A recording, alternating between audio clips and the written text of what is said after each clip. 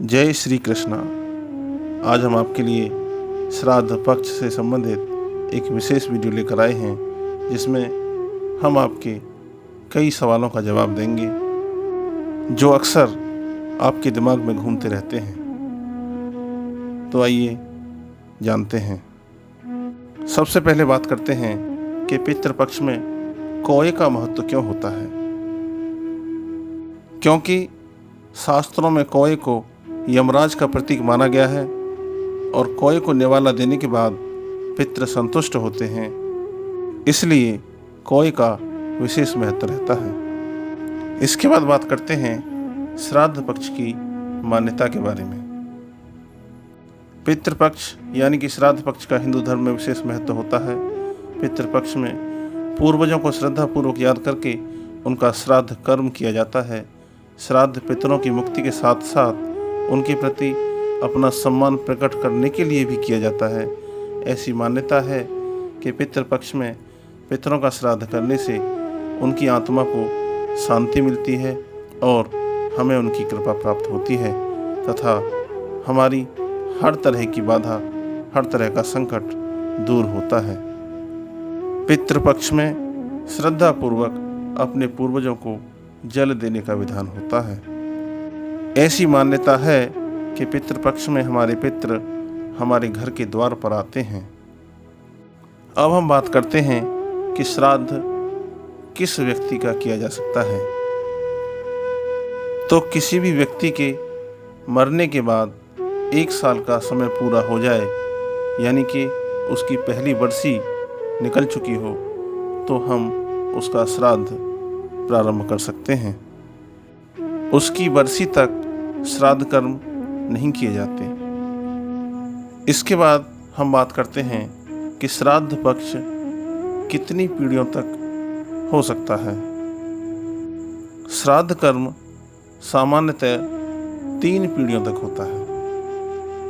इसमें मातृकुल अर्थात माता का कुल और पितृकुल अर्थात पिता का कुल दोनों शामिल होते हैं। 3 पीढ़ियों से अधिक का श्राद्ध कर्म नहीं होता है। अब हम बात करते हैं कि श्राद्ध कर्म किस तरह से किया जा सकता है, इसकी विधि क्या है। तो श्राद्ध कर्म के लिए तर्पण, दान, भोजन, भावांजलि, तिलांजलि, इन सब रूपों में श्राद्ध करने की प्रथा प्रचलित है। अगला सवाल हम लेते हैं कि श्राद्ध कर्म का सही समय क्या होता है। जब सूर्य अच्छी तरह चढ़ जाए तब हमें श्राद्ध और तर्पण करना चाहिए। इसके लिए सबसे आदर्श समय सुबह 11:30 से 12:30 के बीच का माना जाता है। कभी भी श्राद्ध और तर्पण सूर्य ढलने के बाद नहीं करना चाहिए। अब हमारा अंतिम और सबसे महत्वपूर्ण सवाल कि पितृदोष क्यों लगता है।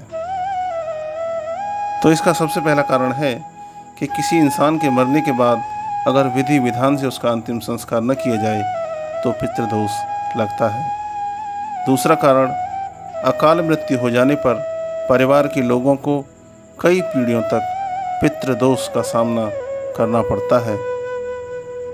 अकाल मृत्यु होने पर पितरों की शांति के लिए पूजा करना बहुत ही जरूरी माना गया है। इसका तीसरा कारण, मृत्यु के बाद परिजनों का पिंडदान, तर्पण और श्राद्ध न करने पर पूरे परिवार को पितृदोष लगता है।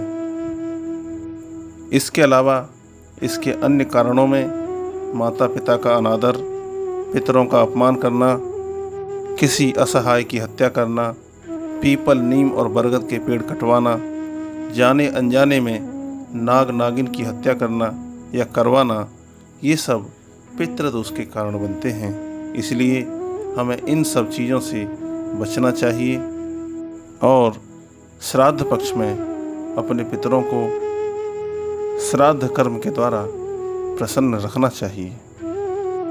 तो आपको ये वीडियो कैसी लगी? अगर आपको ये वीडियो अच्छी लगी हो तो इसे लाइक कीजिए, शेयर कीजिए और हमारे चैनल को सब्सक्राइब अवश्य कीजिए। जय श्री कृष्ण।